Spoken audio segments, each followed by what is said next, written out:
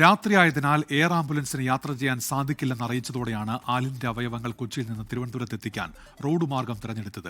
ഒരിടത്തും പിഴയ്ക്കാതെ ആംബുലൻസ് ഡ്രൈവറും പോലീസും നാട്ടുകാരും ഒരുമിച്ച് നിന്നതോടെ വെറും 3.5 മണിക്കൂറിൽ ദൗത്യം പൂർത്തിയായി.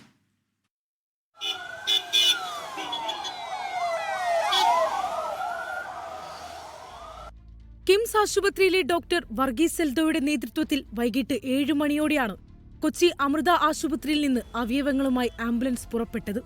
ഇടപ്പള്ളി വൈറ്റില വഴി കുണ്ടന്നൂരിലേക്ക്, കോട്ടയവും കൊട്ടാരക്കരയും കടന്ന് തിരുവനന്തപുരത്തേക്ക്. യാത്രയിലുടനീളം അകമ്പടിയായി പോലീസ്, ഇടം വലം കൈകോർത്തു നിന്ന് നാട്ടുകാർ. ഉത്സവം നടക്കുന്ന വെഞ്ഞാറമ്മൂട് മാണിക്കോട് ക്ഷേത്രത്തിൽ ആംബുലൻസിന് വഴിയൊരുക്കാൻ അനൗൺസ്മെന്റ് നടത്തിയത് വലിയ ദൗത്യത്തിനായി നാടൊന്നിച്ചതിന്റെ പല ഉദാഹരണങ്ങളിൽ ഒന്നു മാത്രം. ഒടുവിൽ 3.5 മണിക്കൂർ കൊണ്ട് ദൗത്യം പൂർത്തിയായി.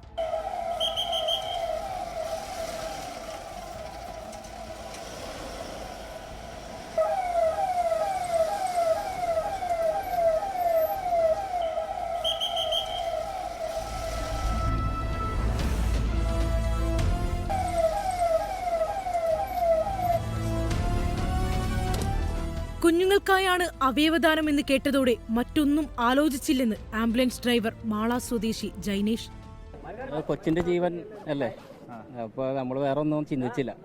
അത് ഒന്നും പറ്റാണ്ട് ഇവിടെ എത്തട്ടെ എന്നൊരു ദൈവത്തിന്റെ അമ്മയുടെ ഭാഗ്യം. രാത്രിയായതിനാൽ എയർ ആംബുലൻസിന് യാത്ര ചെയ്യാൻ സാധിക്കില്ല എന്ന് അറിയിച്ചതോടെയാണ് റോഡ് മാർഗം ദൗത്യം പൂർത്തിയാക്കാൻ തീരുമാനിച്ചത്.